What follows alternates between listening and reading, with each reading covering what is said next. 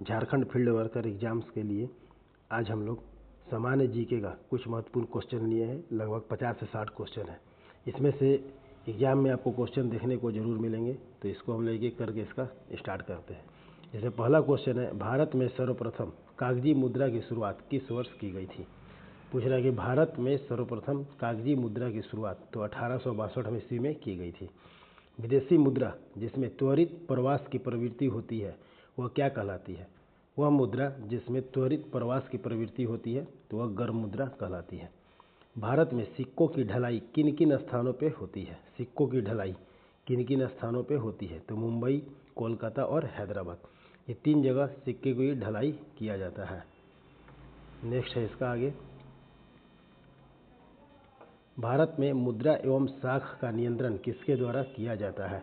ये important question है, ये कई बार पूछा भी गया है कि भारत में मुद्रा और साख का नियंत्रण किसके द्वारा, तो रिजर्व बैंक के द्वारा, भारतीय रिजर्व बैंक।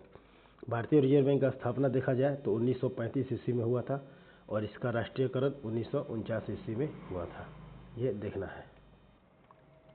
सर्वप्रथम आधुनिक बैंक का विकास किस देश में हुआ है, तो सर्वप्रथम आधुनिक बैंक का विकास नीदरलैंड में हुआ है।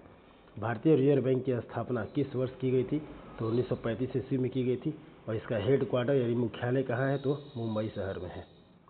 भारत में केंद्रीय बैंक की स्थापना का प्रथम प्रयास किस आयोग ने किया था, तो भारत में केंद्रीय बैंक का जो स्थापना का प्रथम प्रयास हुआ चैम्बरलिन आयोग के निर्देश पे किया गया था।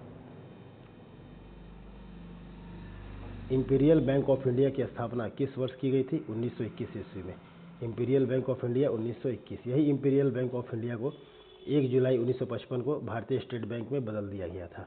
यानी भारतीय स्टेट बैंक का नया नाम, पुराना नाम क्या था, तो यही इंपीरियल बैंक ऑफ इंडिया था। कुछ सुधार करके इसको स्टेट बैंक बना दिया गया था 1 जुलाई 1955 को। लेकिन यहाँ क्वेश्चन है कि इंपीरियल बैंक ऑफ इंडिया का स्थापना तो वर्ष 1921 ईस्वी।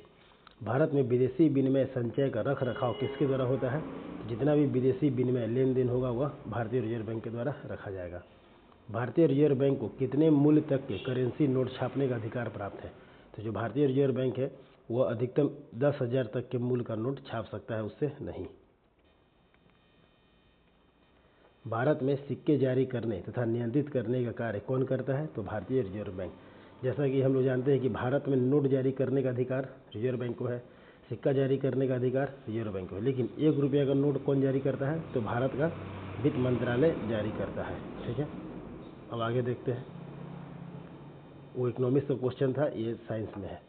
तेज हवा वाली रात्रि में ओस नहीं बनने का कारण क्या है। बहुत बार पूछा गया क्वेश्चन कि जो तेज हवा वाली रात्रि होती है उसमें ओस नहीं बनता है, इसका कारण क्या है, तो कारण है वाष्पीकरण की दर का तेज होना। नेक्स्ट है, जब बर्फ पिघलती है तब उसके आयतन पर क्या प्रभाव पड़ता है, तो जब बर्फ पिघलेगी तो आयतन घटेगा। रेफ्रिजरेटर में खाद्य पदार्थ को ताज़ा रखने हेतु कितना तापमान आवश्यक है, तो रेफ्रिजरेटर में खाद्य पदार्थ को ताज़ा रखने हेतु 4 डिग्री सेल्सियस तापमान आवश्यक है।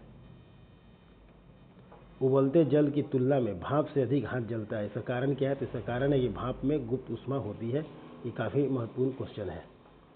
दाब बढ़ाने पर जल के क्वथनांक पर क्या प्रभाव पड़ेगा, तो दाब जब बढ़ेगा तो जल का क्वथनांक भी बढ़ जाएगा, इसका आंसर है जल का क्वथनांक बढ़ेगा। शीशे की छड़ जब भाप में रखी जाती है तो इसकी लंबाई पर क्या प्रभाव पड़ता है, तो इसकी लंबाई भी बढ़ जाती है। ये बहुत महत्वपूर्ण क्वेश्चन लिया गया है जो कि एग्जाम में देखने को मिल सकता है। अंतरिक्ष यात्री को आकाश का रंग कैसा दिखाई देता है, तो काला दिखाई देता है। सर्च लाइट में कौन सा दर्पण प्रयोग होता है, तो अवतल दर्पण। और एक इतिहास का बात करें तो सर्च लाइट एक पुस्तक भी है जिसके लेखक है सच्चिदानंद सिन्हा, और यहाँ पे है सर्च लाइट में कौन सा दर्पण प्रयोग होगा, तो अवतल दर्पण प्रयोग होगा।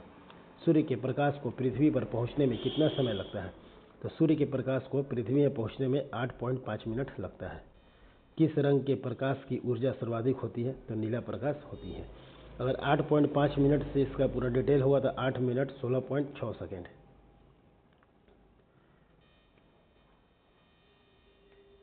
जल में वायु का बुलबुला किस प्रकार के लेंस की तरह व्यवहार करता है, तो अवतल लेंस की तरह व्यवहार करता है। लार किसके पाचन में सहायक होता है, तो लार स्टार्च के पाचन में सहायक होता है। वसा का पाचन करने वाला लाइपेज नामक एंजाइम किस अंग द्वारा स्रावित होता है, तो यकृत के द्वारा स्रावित होता है। कौन सा पाचक हार्मोन छोटी आंत से स्रावित होता है, तो सिक्रेटिन, जो कि छोटी आंत से स्रावित होता है। अमाशय की भित्ति से कौन सा हार्मोन स्रावित होता है, तो अमाशय की भित्ति से हार्मोन स्रावित होता है। लार का टाइलिन एंजाइम किस माध्यम में क्रियाशील होता है? तो हल्के अम्लीय माध्यम में क्रियाशील होता है। पाचन तंत्र के किस रस में कोलेस्ट्रॉल पाया जाता है? तो पित्त रस में कोलेस्ट्रॉल पाया जाता है। कार्बोहाइड्रेट किस रूप में शरीर में संग्रहित होती है? तो ग्लाइकोजन के रूप में संग्रहित होती है। अमाशय में भोजन के जीवाणु को कौन नष्ट करता है? तो HCl हाइड्रोक्लोरिक अम्ल, जो कि जीवाणु को नष्ट करता है अमाशय में। भोजन के साथ जो भी जीवाणु गया है अंदर, उसको HCl नष्ट कर देता है। एक स्तनधारी में सबसे बड़ी ग्रंथि कौन सी होती है? तो यकृत होती है।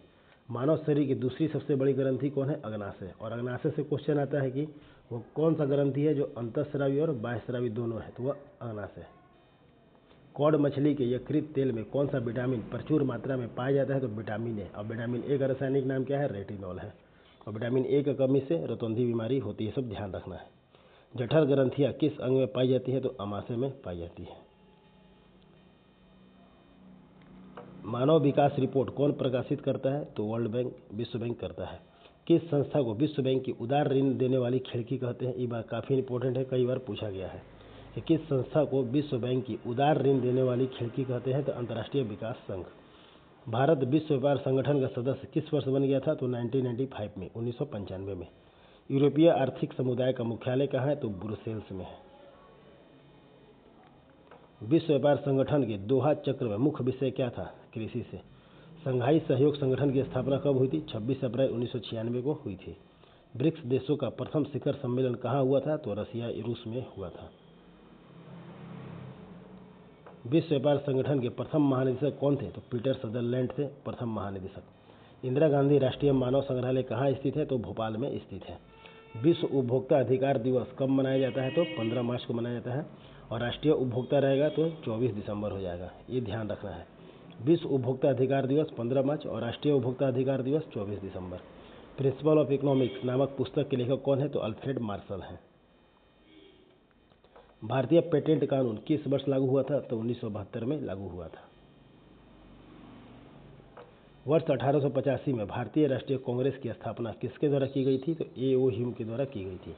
28 दिसंबर 1885 को भारतीय राष्ट्रीय कांग्रेस की स्थापना A.O. ह्यूम के द्वारा की गई थी, लेकिन इसके जो प्रथम अध्यक्ष थे हुए थे W.C. बनर्जी यानी व्योमेश चंद्र बनर्जी। भारतीय राष्ट्रीय कांग्रेस का प्रथम अधिवेशन कब आयोजित किया गया? तो 28 दिसंबर 1885 को। भारतीय राष्ट्रीय कांग्रेस का प्रथम अध्यक्ष कौन थे? तो व्योमेश चंद्र बनर्जी थे। भारतीय राष्ट्रीय कांग्रेस के दूसरे अधिवेशन की अध्यक्षता किसने की थी? तो दादा भाई नेहरू जी ने। स्वराज को राष्ट्रीय मांग के रूप में सर्वप्रथम किसने रखा था? तो दादा भाई नेहरू जी ने ही रखा था। भारतीय राष्ट्रीय कांग्रेस की स्थापना के समय भारत का वायसराय कौन था? तो लॉर्ड डफरिन था, ये भी पूछता है। भारतीय राष्ट्रीय कांग्रेस पर प्रार्थना, याचना तथा विरोध की राजनीति करने का आरोप किसने लगाया था? तो बाल गंगाधर तिलक ने लगाया था। वर्ष 1938 के भारतीय राष्ट्रीय कांग्रेस के हरिपुरा अधिवेशन की अध्यक्षता किसने की थी? सुभाष चंद्र बोस। सुभाष चंद्र बोस दो कांग्रेस अधिवेशन की अध्यक्षता किए थे, एक हरिपुरा और एक त्रिपुरी। तो पूछता है कि 1938 में भारतीय राष्ट्रीय कांग्रेस के हरिपुरा अधिवेशन की अध्यक्षता सुभाष चंद्र बोस ने। कांग्रेस की स्थापना के संदर्भ में सेफ्टी वाल्व का सिद्धांत किसने दिया था? लाला लाजपत राय ने दिया था।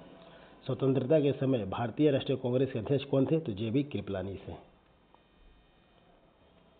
किस अधिवेशन में भारतीय राष्ट्रीय कांग्रेस तथा मुस्लिम लीग के बीच समझौता हुआ था? तो 1916 के लखनऊ अधिवेशन में भारतीय राष्ट्रीय कांग्रेस और मुस्लिम लीग के बीच में समझौता हो गया था।